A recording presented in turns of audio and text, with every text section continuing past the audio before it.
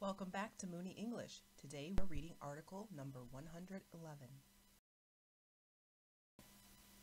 Google adds new AI tools to its Maps service. Google Maps is heading down a new road, steered by artificial intelligence, AI. The company announced at the end of October that it will be bringing more of its AI technology to its digital map service. Maps is now almost 20 years old, and it recently surpassed 2 billion monthly users worldwide for the first time. Milestone. This word is a noun. It means an important stage in the development of something. It's a milestone that illustrates how dependent people have become on the service's directions. With the introduction of Google's AI-powered Gemini technology, the maps are now being set up to become entertainment guides in addition to navigational tools. Beginning in the US only at first, users will be able to converse with Google Maps to ask for tips on things to do around specific spots in a neighborhood or city.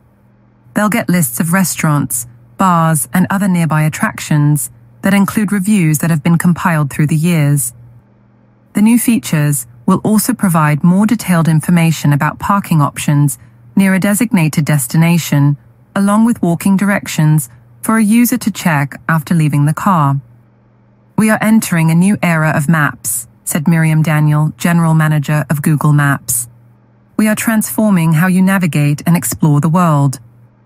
Google Maps is also trying to address complaints by introducing more detailed imagery that will make it easier to see which lane of the road you should be driving in, well ahead of having to make a turn. Google's Waze Maps, which focus exclusively on real-time driving directions, will use AI to offer a way for its roughly 180 million monthly users to announce hazards in the road and other problems that could affect traveling times. The decision to bring AI into a service that so many rely upon to get from one point to the next reflects Google's growing confidence in its ability to prevent its Gemini technology from providing false or misleading information to users.